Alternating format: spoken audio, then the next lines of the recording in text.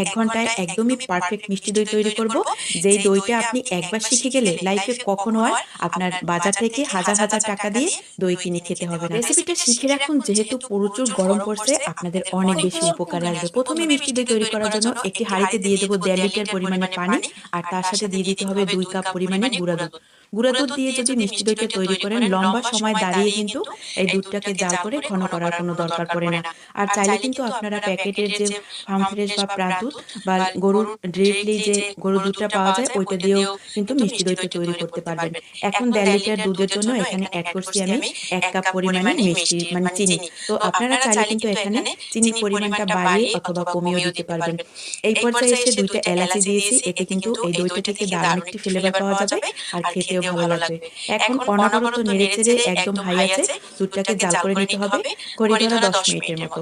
তো ১০ মিনিট তো অবশ্যই জাল করতে হবে, কারণ দুধটাকে একটু ঘন করতে হবে। সেটা আপনি গুঁড়া দুধ দিয়ে মিষ্টি দইটা তৈরি করেন আর লিকুইড দুধ দিয়ে করেন। এইভাবে মিষ্টি দইয়ের সুন্দর একটি কালার আনার জন্য একটি প্যানের মধ্যে দিয়ে দেব ৩ টেবিল চামচ পরিমাণে চিনি আর ১ টেবিল চামচ পরিমাণে পানি। এখন চিনি আর পানিটা যখন মিলে একদম মিশে যাবে, তখন এখানে হালকা একটু নেড়েচেড়ে তারপর ক্যারামেলটা তৈরি করে নিতে হবে।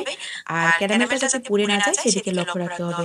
ক্যারামেলটা পুড়ে গেলে কিন্তু দই থেকে গন্ধ আসবে আর দইটা খেতে কিন্তু তেতো লাগবে। তো এই পর্যায়ে কিন্তু চুলাটা আমি বন্ধ করে রেখেছি। যখন এরকম কালার চলে আসবে আর দিয়ে দেব আগে থেকে জাল করা ১ কাপ পরিমাণে গরম দুধ।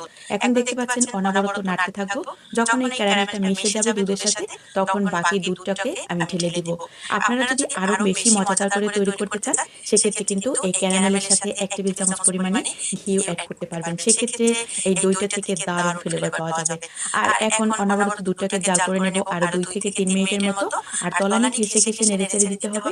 আর এইদিকে যে আমি দইয়ের বীজটা রেখেছিলাম, তো এখানে হাফ কাপ পরিমাণে দইয়ের বীজ আছে, তো ওটাকে একটি বাটিতে নিয়ে খুব সুন্দর করে মিশিয়ে নিতে হবে, যাতে কোনো রকমের গোটা না থাকে। গোটাটা থাকলে কিন্তু দেখা যায় দুধের সাথে মেশানোর পর ওটা বাবলের মতো ভেসে থাকে আর পরে মিশতে চায় না। এখন দেখতে পাচ্ছেন আঙুল সহ্য করতে পারছে, ঠিক ওই পর্যায়ে দুধটাকে ঠান্ডা করে নিতে হবে। আবার দুধটা যাতে একদম ঠান্ডা হয়ে না যায়, তাহলে কিন্তু দইটা বসবে না। আর যদি দুধটা অতিরিক্ত গরম রাখেন, সেক্ষেত্রে কিন্তু দইটা যখন মানে দুধের সাথে যখন এই টক দইটা মেশাবেন, তখন দইটা একদম ছানা কেটে যাবে। এখন অল্প অল্প দুধ দিয়ে এই টক দইয়ের সাথে মিশিয়ে নিতে হবে। ভিডিওতে যেভাবে দেখছেন ঠিক এইভাবে। এখন সম্পূর্ণ দুধটাকেই ঢেলে নেব এই দইয়ের সাথে আর মিক্স করে নিতে হবে। আর এদিকে একটি মাটির পাত্র নিয়েছি। আপনারা চাইলে স্টিলের বাটি অথবা কাঁচের বাটিতেও কিন্তু এই মিষ্টি দইটা বসাতে পারবেন। তো যেহেতু ১.৫ লিটার দুধ আমি ২ টা পাত্রে বসাবো, আর এরকম ফয়েল পেপার দিয়ে একটু র‍্যাপ করে দিবেন। সেক্ষেত্রে কিন্তু দইয়ের ভিতরে কোনো রকম পানি চলে যাবে না আর দইটাও একদম পারফেক্টলি হবে। তো দেখতে পাচ্ছেন আমি কিন্তু আগে থেকে একটি হাঁড়িতে স্ট্যান্ড বসিয়ে ১ কাপ পরিমাণে পানি দিয়ে এই দইটাকে ভাপে বসিয়ে রেখেছিলাম ঘড়ি ধরা ১ ঘন্টা।